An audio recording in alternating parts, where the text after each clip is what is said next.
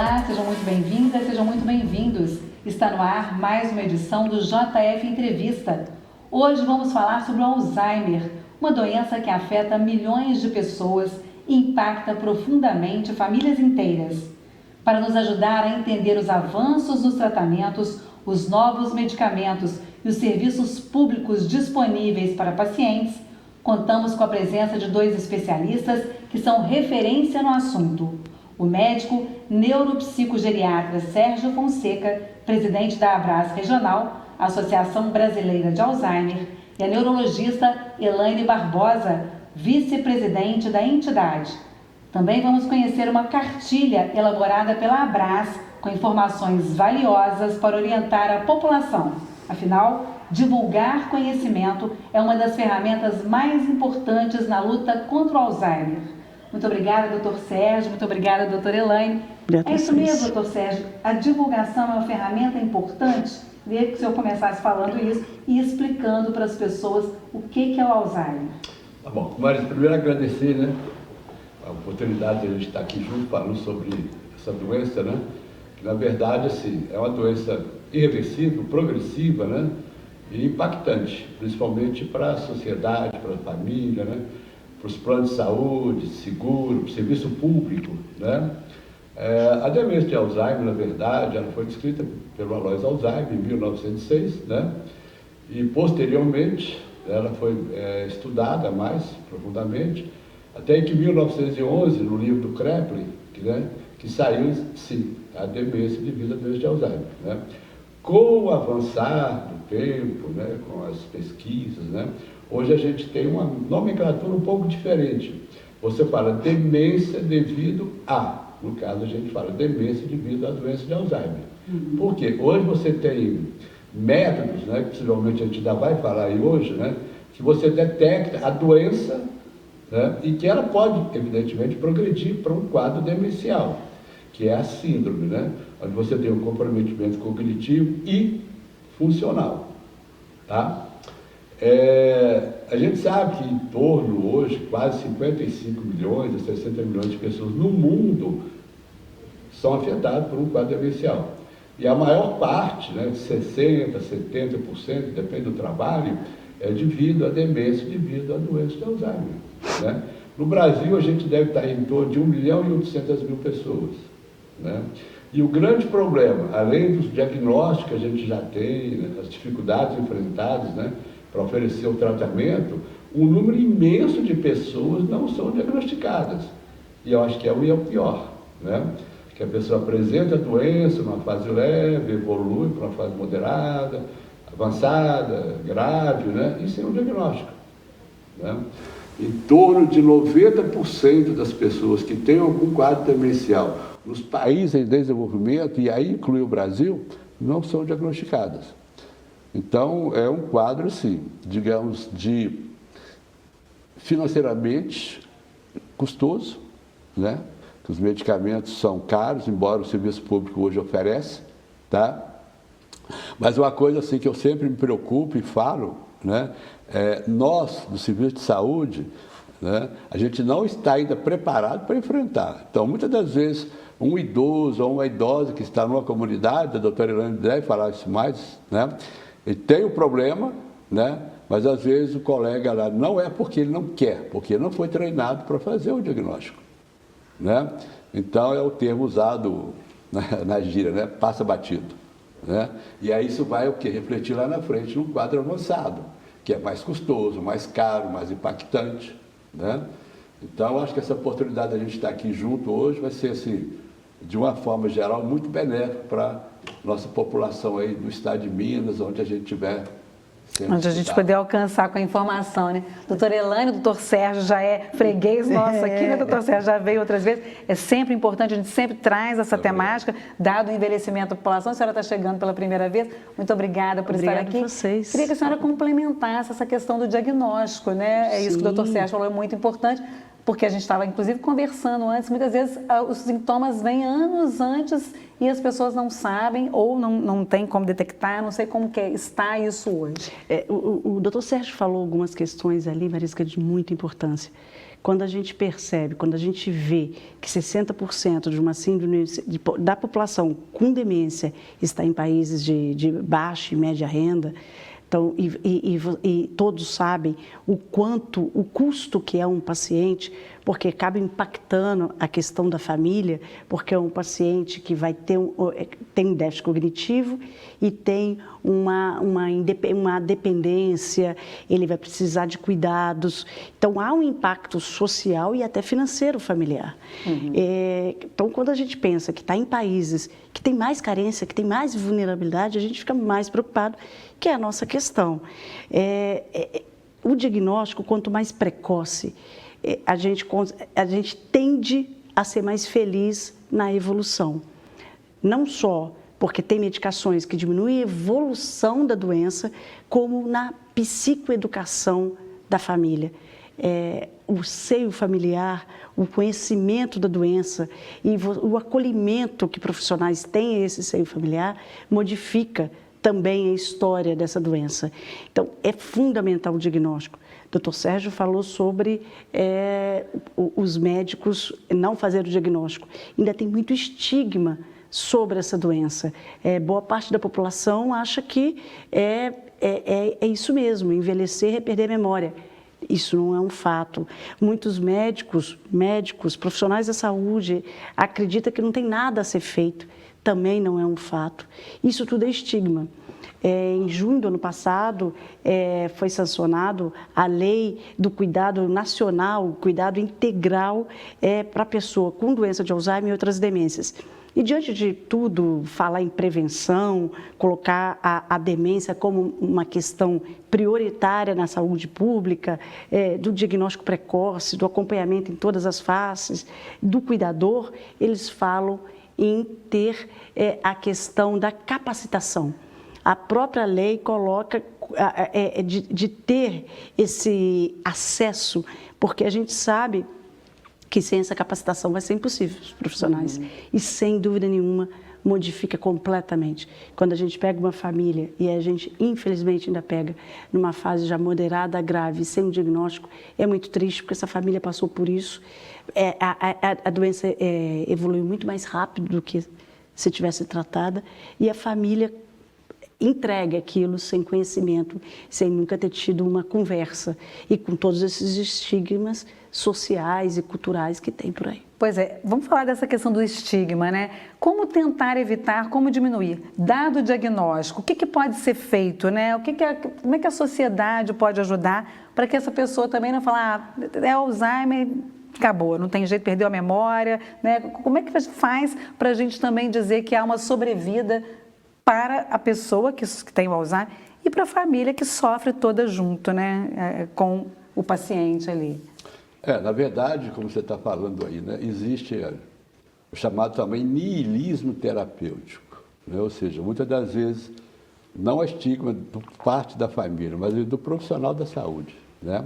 Ele percebe que tem um problema e acredita que isso aí faz parte do envelhecimento normal, coisa que ele falou que não é, né? Então, envelhecer não é adoecer. Envelhecer, né? Não é adoecer, né? Tá? Até porque, se a gente pensar assim, grande parte da população brasileira hoje está doente. É um país velho, né? De fora principalmente, né? Mas a questão do estigma, ela assim, infelizmente a gente percebe que ela encabeça a parte da neuropsiquiatria, não só da neurologia, quanto da psiquiatria também. Que a primeira formação minha foi ser psiquiatra, né? E quando você fala assim que uma pessoa tem uma doença mental, esquizofrenia ou depressão, ou qualquer outra forma, né? Muitas das vezes a família retira essa pessoa do meio social, né? Porque vai falar que o meu filho tem uma doença mental, aquela coisa toda. Ou seja, ao invés de procurar atendimento, procurar auxílio, procurar ajuda, né? Esconde o problema, né? Tá aí o estigma tipo social. E nada mais é também com a questão da doença de Alzheimer, né? A gente vê família falar assim, o meu pai tem demência, mas não tem Alzheimer. E quando chega no consultório, você vê que aquilo é Alzheimer, né? Aí você vai explicar ele, tá, que ele aí fica olhando para você, mexendo na cadeira, né? Então, na verdade, assim, o estigma ainda é também um grande problema. A família nega. Hein? A família muitas vezes nega para... Nega, entendeu? É uma forma também até de defesa, né? Entendeu? Agora, o problema também que a Eliane falou é da capacitação, né? Muitas das vezes o colega não está preparado, né? Ela falou em alguns trabalhos, alguma coisa assim. Tem um trabalho lançado, acho que foi em 2020, 2019, que 62% das pessoas entrevistadas do meio de saúde também acreditavam nisso, não nada a fazer, né? Então, assim, eu acho que, mais uma vez, agradecendo a oportunidade de a gente estar aqui, né? A Eliane vai falar novamente sobre essa questão do estigma, os serviços públicos que Juiz de Fora tem, onde a família pode procurar ajuda, né? Nós vamos falar muito Tá? disso. Mas antes da gente chegar nos serviços, né, a Brás criou uma cartilha, nós vamos falar dela aqui. O que se pode fazer, né? Dado o diagnóstico, o que se pode fazer de imediato para evitar esse estigma, para claro, que é preparar melhor, capacitar melhor quem trabalha com isso, mas qual que é o primeiro passo, né? Chegou esse diagnóstico para a família, qual é o primeiro passo? Como é que as pessoas devem agir aí? Eu vejo, Marisa, a informação correta. Isso, eu agradeço muito estar na Brás, porque é uma oportunidade que vai além do consultório, mas na vida prática clínica, a informação com carinho e com acolhimento, mas não fugir, não explicar o que é a doença.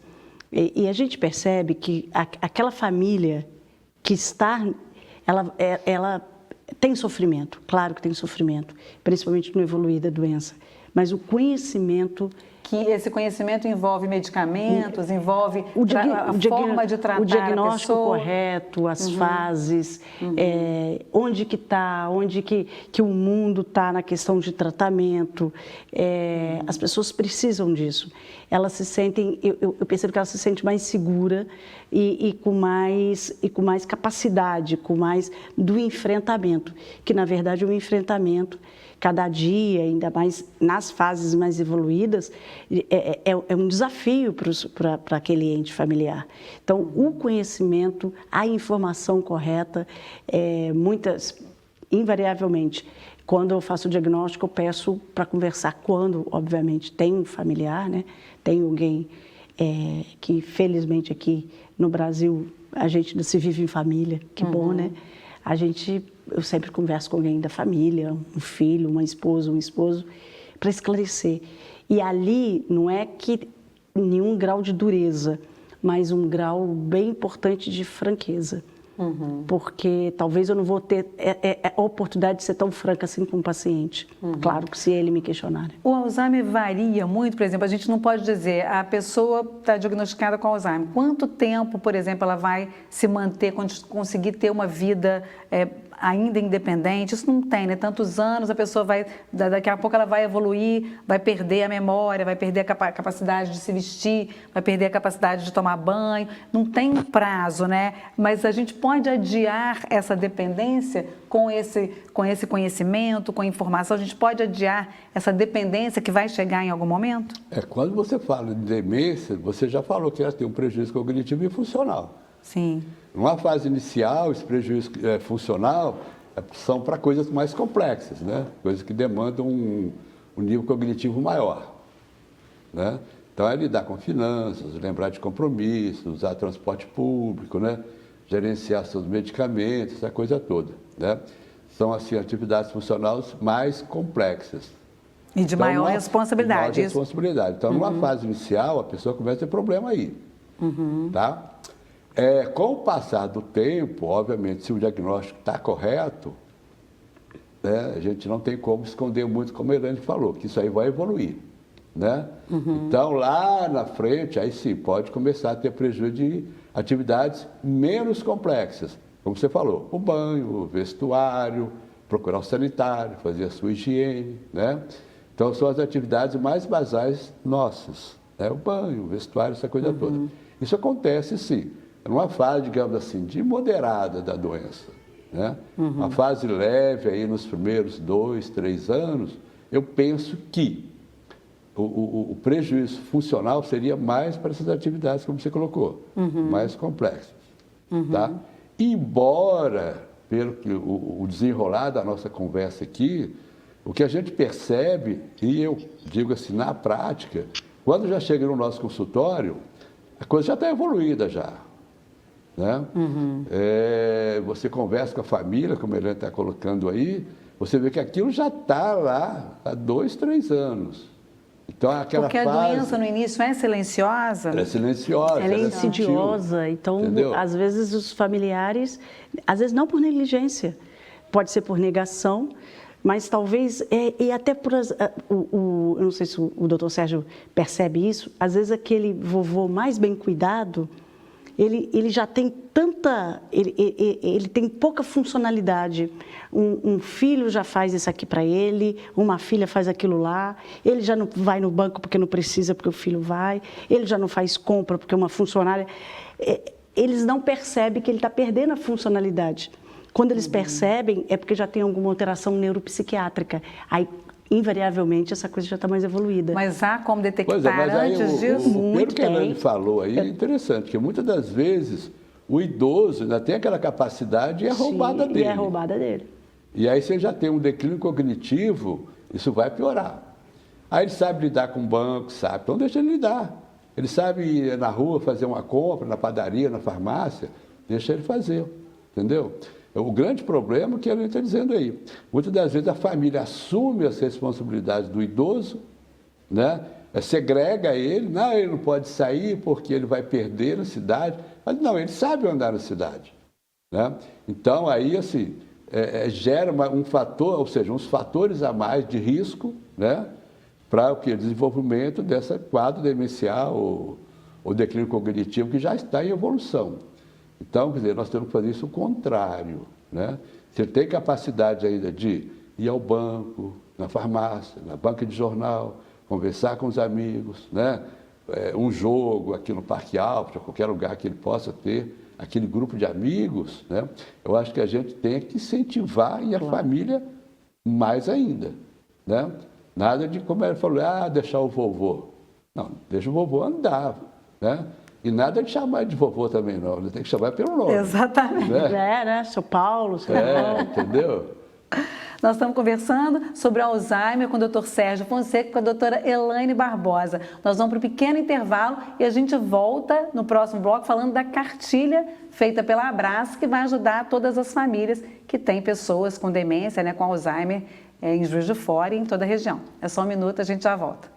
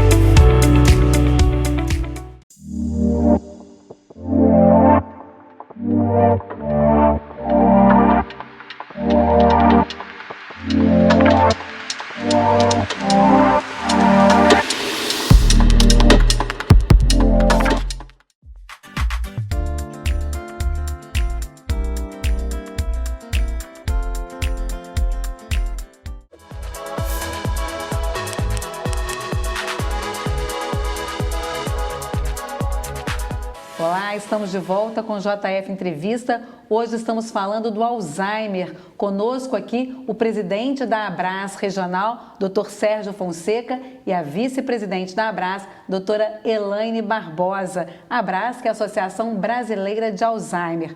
Vamos começar, a gente prometeu no primeiro bloco, vamos começar falando da cartilha, né? A informação é essencial. E a Abras criou uma cartilha para orientar as famílias que precisam buscar vários serviços, né? Que tipo de serviço? Todos, né? Uma fralda que seja necessária, um tratamento dentário, aonde ir, aonde buscar ajuda no SUS. É isso, doutora Elaine? É isso, Marisa. E, na verdade, foi motivado, nós temos um grupo no WhatsApp que a gente chama Grupo da Família Abras, que temos muito carinho por esse grupo. E a gente percebia, né? E a gente ainda percebe que dentro do grupo, uma das questões muito importantes qual o serviço, onde eu consigo isso aqui para a mamãe, onde eu consigo isso aqui para o pai, eu estou precisando de fralda, questão do diagnóstico. E, na verdade, a gente sabe, para a gente utilizar um serviço, a gente tem que conhecê-lo, tem que saber da existência e tem que saber do fluxo adequado para chegar. Muitas vezes a população sabe, mas ela não sabe como chegar até lá, porque existe um fluxo na saúde pública. Então, foi isso que motivou, era um sonho da gente dar essa resposta para esse grupo e, obviamente, para a cidade. É uma cartilha de serviços da cidade de Juiz de Fora, que é onde é a sede da Regional Minas, né? Porque nós somos Juiz de Fora, mas que a gente pretende fazer de outras cidades, mas é o nosso conhecimento. E para trazer mesmo no olhar da população, porque se parece que não se faz nada, parece que não se tem nada, e isso não é uma verdade. Aqui em Juiz de Fora e região, consegue-se diagnóstico precoce, consegue um tratamento adequado. Falando do SUS propriamente dito, da saúde pública, a porta de entrada é sempre a atenção primária, é sempre o posto de saúde, a UBS. Uhum. E dali... Então, quem está com alguém em casa, com esses sintomas, né, imaginando que está com Alzheimer, em primeiro lugar é a UBS, Unidade Básica de Saúde. Unidade Básica de Saúde. E na nossa região a gente tem o CEAI, que é um centro de especialidades do Estado de Minas Gerais, é um centro estadual que é sediado na CISPES, e dentro desse centro tem o Eixo Idoso. O Eixo Idoso é o antigo Centro Mais Vida, que era um centro macro-regional que pegava 94 cidades, ele entrou para a sombrinha do CEAI e virou 37 cidades. O CEAI, isso foi um ganho, porque o CEAI tem a parte crônica, tem outros eixos. Mas o eixo idoso, ele não vê só a cognição, mas a cognição é um pilar muito importante. Para o diagnóstico precoce, você precisa de uma avaliação neuropsicológica, precisa de uma avaliação clínica, exames laboratoriais e exame de imagem. Isso é feito no mesmo dia, nesse centro. Tudo é feito pelo SUS? É tudo feito pelo SUS, é um centro estadual. É feito na CISPES porque é sediadora. E a gente depois manda para a atenção primária um plano de cuidado. O que é isso? Todas as informações que essa equipe multiprofissional é um centro multiprofissional, então tem médicos, gerontólogos, enfermeira, a neuropsicóloga, fisioterapeuta, fono, assistente social. Depois eu vou ver se eu não lembrei ninguém, que eu vou ficar chateada. Eu trabalho nesse centro, sou diretora clínica da CISPES, e é um xodó porque a gente estava lá na implantação, quando ele era projeto, como o Centro Mais Vida. Então, aqui em Juiz de Fora não teria motivo de não ter diagnóstico. E chega para a gente queixas que não se está conseguindo fazer, ou seja, é informação. Atenção primária, a gente está falando do diagnóstico. Atenção primária manda para esse centro, volta esse paciente para a atenção primária com plano de cuidado e com esses exames. Nesse plano de cuidados, há tudo que esses profissionais, o diagnóstico etiológico, o diagnóstico sindrômico, que é falar, o paciente tem uma demência e do que é? É Alzheimer ou são demências mais raras, como a frontotemporal? A gente manda para a atenção primária, mas a gente também acompanha. Se o paciente tem uma síndrome demencial, ele vai fazer um acompanhamento mais curto, de 3, 4 meses, e se esse paciente, aí é uma questão do idoso, se esse paciente não tem, ele vai ser visto em 1 ano para reavaliá-lo. Então, existe isso. E é impressionante quando ainda se queixa que não conseguimos fazer esse diagnóstico precoce. A gente está falando para o idoso. Preciso fazer um adendo que é muito importante. Pessoas abaixo de 60 anos, é raro, felizmente é raro, mas pode ter um quadro demencial. E aí não seria nesse centro, e sim no hospital universitário, que tem um ambulatório de neurocognição, também antigo, muito bem montado, também pela atenção primária. Mas nessa cartilha chama atenção... Vamos dizer onde que as pessoas acham a cartilha. No Instagram da Abras Regional JF. Regional Minas. Abras Regional Minas. Isso, está no Instagram, Drive. tem todas as informações. Sim, todas as informações. Além de estar falando uma coisa muito interessante, a questão da informação. Né? Além de estar no Instagram, né, a Elaine deve falar isso melhor, ela está também disponível nas UBSs. Sim. A cartilha está nas Cartilha, UBS. entendeu? Então, a gente podia enriquecer mais essa forma de como, né, os funcionários de cada UBS ter acesso a essa cartilha para orientar o usuário. Não é, Helene? A cartilha, a gente teve algumas parcerias, né? E a principal parceria foi a Prefeitura de Juiz de Fora. A Secretaria de Saúde, além de nos receber muitíssimo bem, ela abriu as portas dos serviços para a gente conhecer os fluxos. E a Secretaria disparou no final de 2023, que foi, a gente fez a cartilha em 23, disparou em grupos para atenção primária. Por que a gente não tem ela física? Por conta dessas mudanças Os mesmo. serviços mudam muito. Mudam, telefone muda, né? endereço muda. Ia ficar... então, está lá aberto, se a gente precisar de mudar a qualquer momento. E a gente gosta disso. Eu gostaria que um dia alguém da população falasse, olha, esse telefone aqui já não está funcionando, que está esse, a gente vai lá e muda. Então, a atenção primária toda recebeu de forma virtual. E claro, Marise, é coisa que a gente precisa, é trabalho de formiga, sabe? Informação você não dá e some. Claro. Você precisa de reforçar outros funcionários da prefeitura, da saúde, que seja ou não da prefeitura, vão e vêm. Então, esse o novo profissional precisa saber e a gente fica informando. Chama a atenção que a cartilha tem serviços que não são específicos para pacientes com quadros de demência, mas são serviços que devem e são utilizados, que há uma grande carência para essa pessoa que tem vulnerabilidade social e precisa do serviço público. E muitas vezes, mesmo as pessoas que às vezes têm plano de saúde, mas muitas vezes o SUS é que tem o serviço. Por exemplo, a senhora citou a questão dentária, né? Sim. Tratamento dentário. Muitas vezes você pode ter um plano e você não tem uma pessoa especialista, alguém que vai atender com a qualidade que esse serviço especializado, tratamento dentário, vai conseguir atender. Eu estou certa? É Sim, isso mesmo? Certo. A prefeitura tem um serviço dentário bem montado e tem um serviço para um centro para pessoas com portadora de necessidades especiais. O que significa isso? Fazer um tratamento dentário com sedação ou anestesia. A prefeitura oferece. Não vai ser para todos os pacientes, mas está lá o endereço, a forma de chegar a isso, porque, né, Sérgio, nós temos pacientes que com certeza vão ter que ser sedados por conta de já sintomas neuropsiquiátricos. E a gente falando em fatores de riscos, auditiva, desde 2023 a gente sabe que a diminuição da acuidade auditiva, ela não corrigida, é um fator de risco para síndrome demencial na terceira idade. Aqui em Juiz de Fora tem um centro e esse centro disponibiliza o aparelho, tudo público, tudo explicado, como que o paciente faz a inscrição, claro, tem que ter audiometria, faz a inscrição, depois eles convocam para fazer uma triagem, depois eles entram numa fila, numa demanda, num centro para eles receberem o aparelho. Então, isso tá lá. Por exemplo, hipertensão, diabetes, é importantíssimo o tratamento, porque a gente estava falando como se manter bem na terceira idade, cuidando dos fatores de riscos. E a gente precisa lembrar disso, que na atenção primária tem essa visão desse cuidado de fatores cardiovasculares. E a gente mora no país onde tem a farmácia popular. A farmácia popular disponibiliza remédio para hipertensão, para diabetes, e todo esse controle faz com que a gente envelheça, que a população envelheça com uma qualidade cognitiva melhor.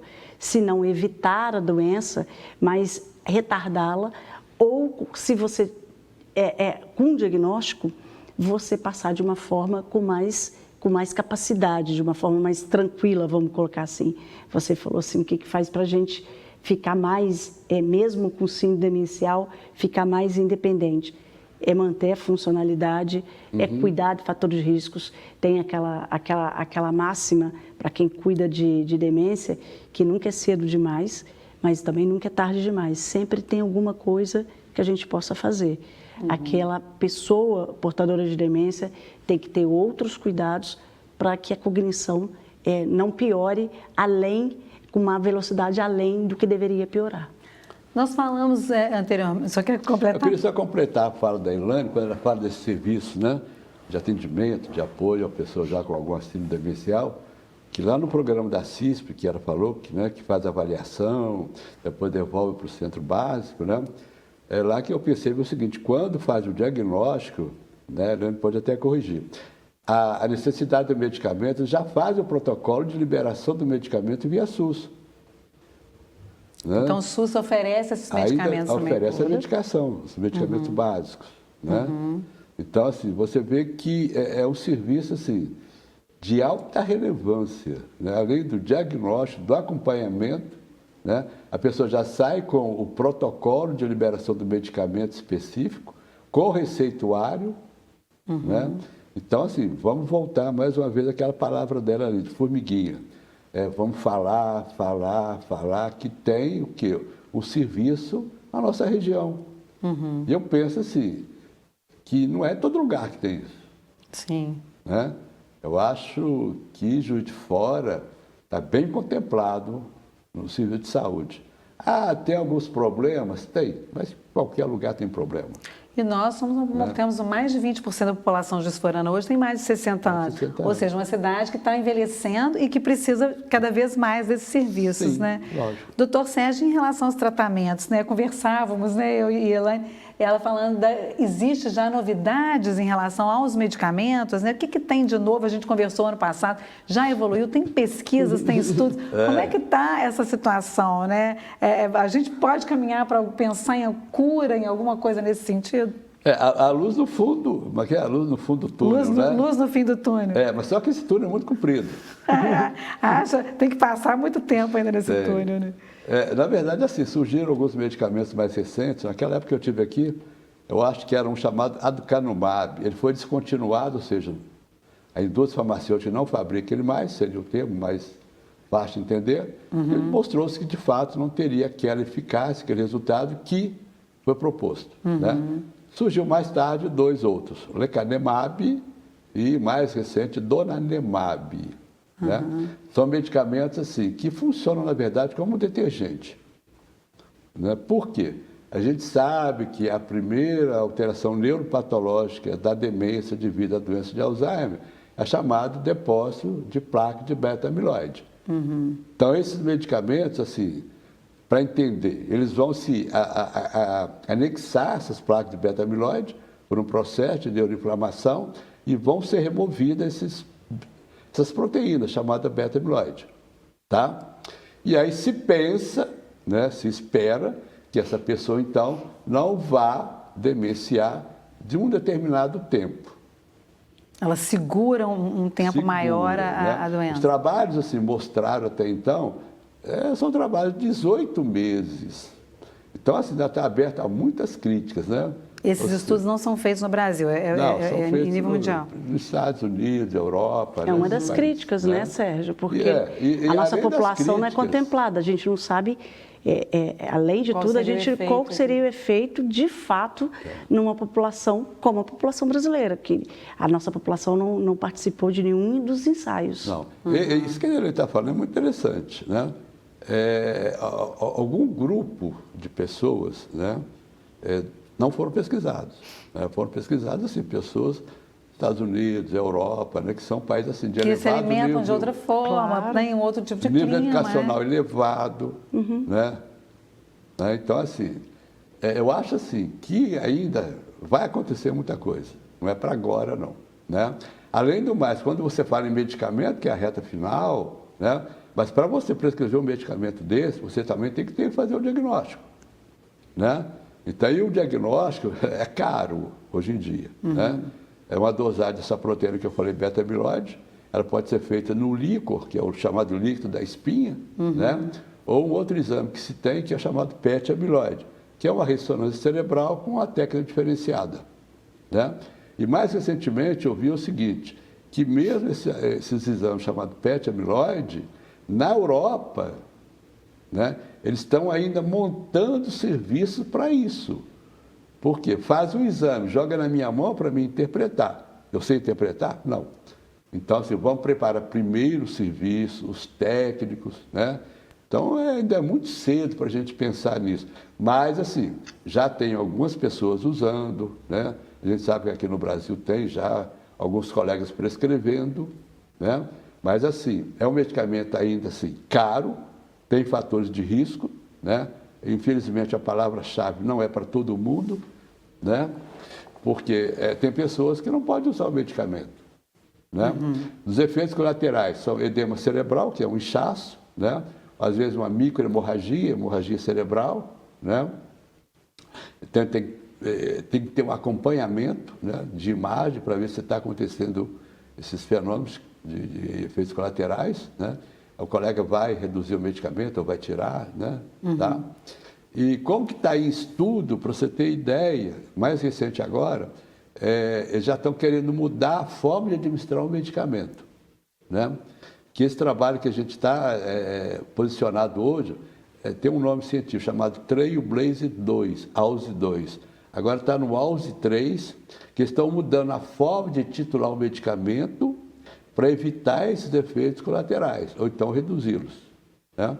Mas assim, ainda são muitos trabalhos ainda, acho que é uma luz no final do túnel, mas a minha forma de ver, esse túnel é muito comprido. Ainda há muito o que estudar. Entendeu? Nós vamos fazer um pequeno intervalo e a gente volta. Vamos falar também dos tratamentos não convencionais, os tratamentos não são só medicamentos, como manter melhor qualidade de vida para quem já lida ali com o paciente. E vamos falar também do trabalho da Abras. É só um minutinho, a gente já volta.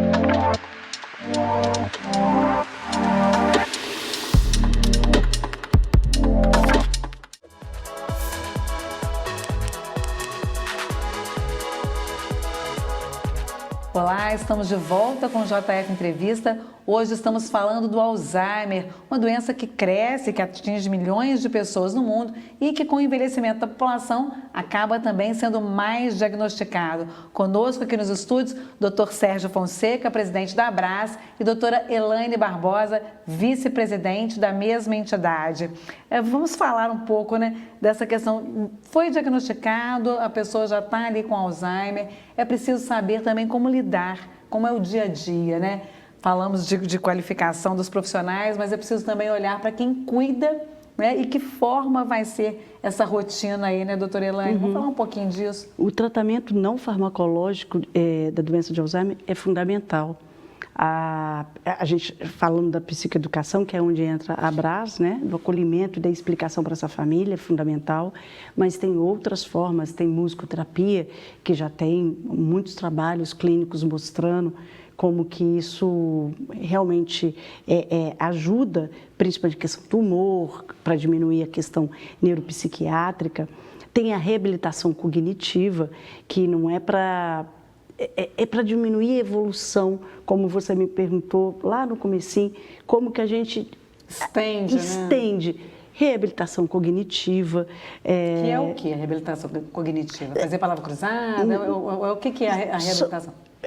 Clássica, sim, nada contra a palavra cruzada. A neuropsicóloga realmente, ela monta um plano para manter aquela... Então, tem alguns tipos de exercícios e ela monta um plano para manter aquela memória afetiva, monta um planejamento, orientar... se eu estou me perdendo nas datas, como que eu poderia me organizar e pensando sempre mais independente possível. Então, me ensina como usar um calendário, onde colocar o calendário, e elas vão fazendo exercícios para se manter aquilo o mais longo possível. Então, tem essas técnicas, são fundamentais, e tem atividade física, tudo que é os fatores de riscos para a demência, mesmo paciente com demência, a gente sabe, eu manter atividade física num paciente que já está com doença de Alzheimer, eu tenho convicção que vai melhorar a questão cognitiva dele e de humor. Então, é fundamental. A gente pensa muito na medicação, todas as medicações realmente estão na rede pública, mas diante de tudo, é pouco. A gente precisa muito essa questão não farmacológica. Voltando. Como a Helena está mesmo falando aí, a questão da reabilitação cognitiva, estimulação cognitiva. Ela citou-se um profissional especializado, que seria o neuropsicólogo, que vai montar uma forma de trabalho, né? Mas na ausência, na incapacidade, na dificuldade financeira até de ter acesso, né? Eu acho que a própria família pode inserir nesse meio. Como ela falou aí, estimular o idoso, né? A leitura, a lidar com o calendário, a lidar com compras, levar ele no supermercado, mostrar ele, né? Reativar aquilo que ele sabe, né? A diferença de um tomate para um pimentão, o preço, cada coisa toda, né? Atividade física, né? Eu já falei isso aí, ela completou agora. Nunca deixar o idoso isolado, deitado, sentado, né? Ou seja, vamos colocar ele para andar, tomar sol, conversar com a vizinhança. Né? E nem falar como se ele não estivesse ali, né? É saber que ele está ali. É o contrário, né? Está acontecendo, vamos levar ele para o supermercado, vamos estimular. Porque normalmente as famílias fazem isso, não por negligência ou falta de afeto, mas na cabeça, bom, então eu vou proteger e vou fazer tudo para ele. Isso é pior, é o errado, é exatamente o contrário. E tem aquela máxima, né, da neurologia, enquanto a gente está aprendendo alguma coisa, com certeza a gente está ganhando. Claro. Então, qualquer atividade que seja prazerosa, obviamente, para aquela criatura humana, que pudesse oferecer, que seja uma atividade nova para ele, vai ser muito bom. Eu não tenho a menor dúvida que se for prazeroso, e ele está aprendendo uma habilidade nova, já está reabilitando esse paciente. Agora, o humor é muito difícil, realmente, né? A pessoa com Alzheimer, ela fica com medo de tudo, quer fechar a janela, tem medo do banho, tem aquela a hora que vai chegando, né? A síndrome do pôr do sol, tem isso tudo para lidar. E eu lidei com isso, né? Meu pai teve Alzheimer durante 7 anos. Muitas pessoas falavam para mim, tenta o canabidiol. A gente sempre fala disso aqui, né, doutor Célio? Não podemos deixar de falar disso. A gente não usou, na minha família não foi indicado, mas muita gente fala do canabidiol. Como é que se faz? Ele ajuda mesmo no humor? Cada caso é um caso? Não é ainda recomendado no Brasil? Numa fase moderada, avançada, né? Geralmente tem essas alterações neuropsiquiátricas, né? Então você tem alteração de humor mesmo, né? Irritabilidade fácil, comportamento agressivo, né? Às vezes um pensamento delirante, de roubo, né? Alteração do padrão do sono, do apetite, a deambulação noturna, né? Tem esse que você falou, é a síndrome do pôr do sol, né? Ao entardecer a coisa piora, né? Eu quero ir para casa, essa casa não é minha. Aí pega algum pertence daquele idoso que ainda conhece, arruma a mala, arruma a mala, começa a chutar a porta, né? Me leva para casa, tá. E aí, fazer o quê? Primeira coisa, assim, estratégica, a Eliane falou, talvez uma conduta não medicamentosa, né? Mas chega uma hora, assim, que a família também não aguenta mais, vamos ser sinceros, né? Vamos querer, assim, ser bonzinho, achar que a família vai lidar a vida inteira com o idoso sem ter a ajuda de um profissional médico. Chega a hora que vai ter que ter. Mesmo tendo a família do S, né? O cuidador mais próximo também então, vai usar algum medicamento? Tem que usar, né? Tem algumas correntes, né, que a gente sabe que lida com medicamento, sabe assim, que fala, saber a hora de entrar e a hora que vai tirar o medicamento. Eu penso assim, você sabe a hora de entrar, a hora que você vai tirar o medicamento, eu não sei, né? Porque se você vê, se o idoso está 1 ano, 2 anos, otimamente bem, estabilizado, tomando algum tipo de medicamento, né? Se é humor, está agitado, alguma coisa assim, está tomando antidepressivo, ou está tomando um antipsicótico, né? Que não é um medicamento para ele, mas é o que a gente tem na mão para usar. Ele está estabilizado, eu fico com medo de tirar. Porque, vou tirar, daí 3 semanas, está a família de novo, doutor, ele não dorme mais. Agora começou a chutar a porta, tá? Então, são medicamentos liberados pela Anvisa, você encontra nas farmácias, são considerados medicamentos. Quando você fala em outros medicamentos, como você fala canabidiol, seriam substâncias. Então, assim, ainda é de discussão também, se de fato tem essa eficácia como está sendo falada, né? Porque o que a gente tem ainda, assim, são informações. Olha, meu pai usou, minha mãe está usando, está dando certo, né? Agora, e o que deu errado? Não é falado. E tem que deixar claro, né, Sérgio, que o canabidiol, nesse sentido, seria para questões de humor e comportamental. Para a doença em si, nada. Para a doença em si, nada. E teve um momento que o público estava pensando, imaginava que o canabidiol era para a doença em si. E não é para a doença em si. Ele para tentar relaxar. É na questão comportamental. Ainda não entrou em protocolo nenhum. Não. Se fala, talvez, em algum momento, vai entrar, talvez, no sono, né? Na dificuldade de sono daquele idoso. Mas, assim, ainda não está em protocolo nenhum. Mas, sem dúvida nenhuma, é só para esses sintomas. Nunca pensando no tratamento do Alzheimer. Que houve um momento que se falava muito nisso. Não vai passar porque papai tem isso e vai melhorar a memória. Não, não é. Definitivamente não é isso e nunca será. Pode ser que em algum momento entre no protocolo de ansiedade ou de insônia, mas também ainda não entrou em nenhum protocolo. Outra coisa super popular, e eu vi um artigo na Folha de São Paulo falando que, como terapia também, alguns alguns pacientes estavam usando o bebê reborn. A família dando o bebê, que é o bebê reborn, é o que mais aparece como um bebê de verdade para ele cuidar. E aí, dá um bebê reborn para a pessoa com Alzheimer? Bebê reborn, a gente teve contato, né? Assim, a gente vê, mas esse boom, né? É um agora, boneco, né? Dá um boneco para... Eu tenho certeza que o Sérgio já viu essa questão com boneco que não era nada... que parecia muito de plástico e tal. Eu, sem dúvida nenhuma, não tenho experiência com esse tipo de terapia, mas para algumas pessoas a questão do afeto pode ser muito importante mesmo. E é claro, quando você coloca uma coisa mais realista, ainda mais em fases iniciais, isso deve ajudar muito. Quando bem conduzido, e não vai ser para todo mundo, né? Mas tem aquele paciente que mesmo sem... A gente percebia que a família entregava um boneco, mamãe só dorme com um boneco. Isso eu já ouvi algumas vezes, muito antes. Então agora estão trabalhando mesmo, né? Psicólogos trabalhando com essa questão afetiva. Vamos falar da Abras, né? A importância da Abras, vocês trabalham com várias datas, com o Setembro Lilás, vocês estão sempre fazendo atividade. Como é que a Abras tem agido, tem estado próximo e cobrado até do poder público, né? Para que haja ações, essa mesmo, né? Que vocês conseguiram junto à Prefeitura de Juiz de Fora, esses atendimentos na CISPs. Vamos falar um pouco disso, doutor Sérgio. A Abras, na verdade, essa associação, né? Não é uma associação lucrativa, é filantrópica. Né? E qual é a principal função dela? Seria exatamente isso, né? Transmitir, né? Assim, um apoio socioemocional, educativo, né? Aos familiares, né? De portadores de síndrome demencial, tipo Alzheimer. Né? E no caso, voltando, falando o que nós fazemos, né?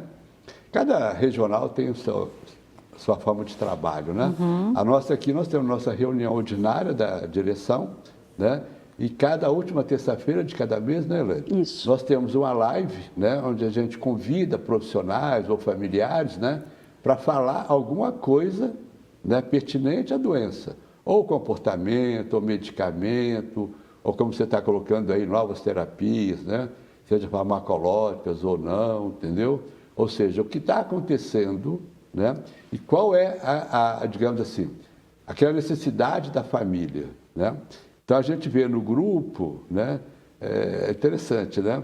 Dividir muito importante. Eu tive no grupo por muito tempo. Alguém tempo. oferecendo medicamento, outro dando dica onde Cadeira, vai conseguir fralda. cama, né? As pessoas dividem. Ou seja, é um grupo, assim, na verdade, muito legal, entendeu? Acho que as pessoas dividem as experiências também, né? O que deu certo comigo? Como é que vocês estão aí, né? Tipo, minha mãe hoje não quer entrar no banho de jeito nenhum, como é que eu faço, como né? que eu faço, né? O que você fez? Entendeu? É muito, muito interessante, né? E aí a gente conta aí com a sua colaboração para divulgar isso, né? Pois é. Então, a Neuza, né? A Neuza Zacchini, que é maravilhosa, que é secretária, está sempre divulgando Neuza, tudo, né? A gente vai poder dar o telefone da Neuza aqui? Ela não está aqui não, mas pode. Então, quem estiver nos assistindo, né, e tiver algum familiar e queira participar desse grupo do WhatsApp, queira, né, participar do grupo da Abraço, pode ligar para a Neuza, pode entrar em contato com a Neuza para entrar no grupo. Eu estou anotada aqui o telefone dela, 9977-4281, com aquele 9 na frente, né, 32 99977-4281. E aí pode entrar nesse grupo, pode tirar dúvidas. Como gerente, né, coordenadora do grupo, ela insere essa pessoa que solicitou, né? Seja familiar, cuidador, coisa assim. Para a gente encerrar, queria que vocês fizessem uma avaliação geral de como é que está a situação hoje, os tratamentos em Juiz de Fora, a proteção, né, o cuidado, né? A doutora Elaine falou, existe a lei nacional, mas tem funcionado em Juiz de Fora, né? O que pode avançar mais? Em Juiz de Fora, acho que a gente vive, como o Sérgio falou, numa situação não ideal, pela vulnerabilidade, mas privilegiada. Temos um centro estadual, temos a Prefeitura de Juiz de Fora, que está sempre acolhendo o que a gente pede, no sentido assim, as nossas demandas na questão do idoso, a questão que tem os limites, às vezes, do próprio ente público, que uma população muito grande e SUS dependente. E uma doença caríssima, né? O doutor falou. Sim, isso, então né? tem outras questões. De cuidadores, e quando médico, a gente fala muito sobre tratamento. E a gente sabe que a questão de uma síndrome demencial, a questão de um Alzheimer, é muito mais que uma questão só médica. Tem uma questão social, tem uma questão econômica, tem uma questão cultural dos estigmas.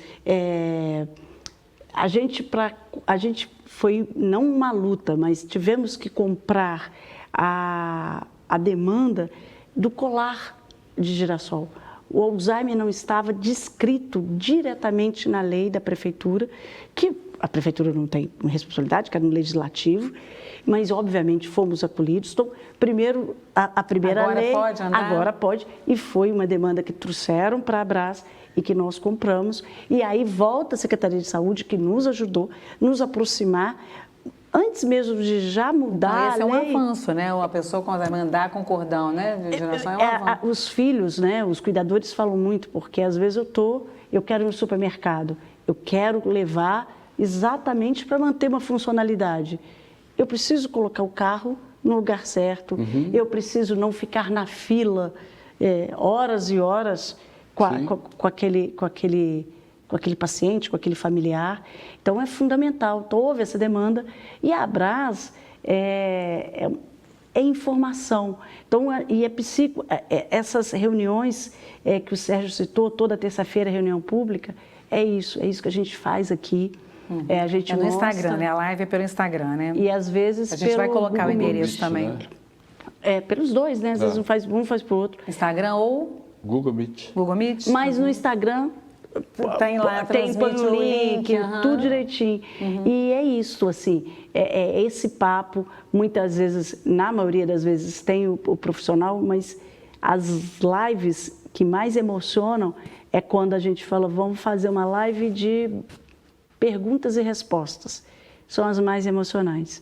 Que aí vem a filha, vem o filho, vem alguém colocando uma situação de fato. E é isso. A missão da Abras é estar atento, chega a demanda nas nossas condições, a gente tentar resolver ou tentar trazer parceiros que possam nos ajudar e informar sempre. Então, agradecer muito a você de poder estar aqui falando sobre a questão. Estaremos sempre de portas abertas, que é importantíssimo, Sim. né? A gente que passou por isso sabe que a informação, tem momentos que a gente está se sentindo sozinho, né? E me lembro de conversar com o Pitico, que é gerontólogo, Pitico, o que eu faço nessa situação? Então, assim, ter a informação é importantíssimo, né? Doutor Sérgio, queria que o senhor encerrasse, mas nós não falamos de uma coisa, que são os fatores de risco. Falamos da baixa escolaridade, o senhor podia incluir na fala final do senhor isso. Quais os fatores de risco, principalmente para a doença, e encerrar falando, né, sobre a Abras, sobre Juiz de Fora. Os fatores de risco, assim, atualmente são 14, né? Inclui educação baixa, né? O diabetes não controlado, o hipotiroidismo, as chamadas doenças metabólicas, né? Hipertensão arterial, né? Sedentarismo, tá? A baixa audição visual, tá? Os traumas, né? Crânioencefálicos, que levam a pessoa a um coma, tá? E assim, mais recentemente, hoje eu fiz uma leitura, achei interessante, instabilidade política.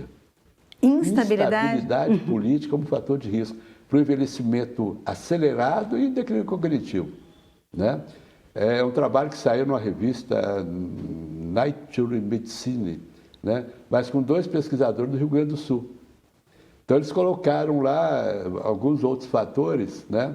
E colocando a instabilidade política, a falta de crença, né, das lideranças, das políticas, né, como um fator de risco de envelhecimento acelerado e o próprio declínio cognitivo, né? Então, existem esses fatores de risco? Existem, né? Poluição do ar, né? Como você vai viver numa cidade igual Juiz de Fora, Rio de Janeiro, São Paulo, Nova York, fora da poluição, né? Então, assim, na verdade, esses fatores de risco, aqueles que você pode mudar, que tem alguns fatores que você não consegue mudar. Né? A gente sabe que o primeiro fator de risco, na verdade, é a idade, né? Quanto mais velho, mais idoso a população, você vai encontrar mais pessoas dementadas, né? Um padrão genético, né? Não é dizer que a doença também é hereditária, né? Tá? O que mais, assim? O sexo, né? O sexo feminino é mais contemplado, entendeu? Mas o que a gente poderia pensar que fator de risco? Vai ser assim, são fatores modificáveis e não modificáveis, né? Os que você pode modificar. Educação, sedentarismo, né? Meio social, né? E aqueles que você não pode mudar, que seria a idade, o componente genético, né? O sexo feminino, tá? Então, se você conseguir evitar, né, ou diminuir esses fatores de risco, tem trabalhos mostrando que nas próximas décadas você vai conseguir reduzir a incidência em mais ou menos 45%. E 45% em países de alta renda. Acredita que em baixa e média, né, chega a 50%, porque como a gente tem mais demanda de vulnerabilidade, a gente cuida pior das nossas doenças cardiovasculares. Acredito que se a gente fizer o dever de casa direito, que é um plano nacional de enfrentamento da demência, a gente poderia diminuir 50% dos casos de demência. É tão comum um filho fala assim, eu vou ter Alzheimer, não tem nada para ser feito? Tem muito que ser feito. E ser feito na meia idade. A questão da educação, a gente sabe que a educação na primeira infância é fundamental. Não que alfabetizar mais tarde não vai ter impacto, vai ter impacto. Mas o grande impacto é realmente na primeira infância. Mas cardiovasculares, atividade física, precisa começar a se pensar nisso, sobre ter sucesso ou não, envelhecer de forma saudável ou não, inclusive cognitivamente, esses fatores de risco. Esses fatores de risco você encontra na página da Abras Regional Minas, na Abras Nacional, em todas as duas mais importantes do mundo, questão de Alzheimer, tá lá, porque é muito importante, tem muito para a população ser feita, para evitar, para a gente ter mais sucesso na questão cognitiva na terceira idade. Podemos encerrar, doutor Sérgio? Quer falar mais alguma coisa? Eu só tenho a agradecer a oportunidade de estar aqui mais uma vez, né? Tem cadeira cativa já aqui com a gente, doutor Sérgio, doutora Elaine também. A gente está sempre aí. Muito obrigada, doutora Elaine, doutor Sérgio, por tantos esclarecimentos, né?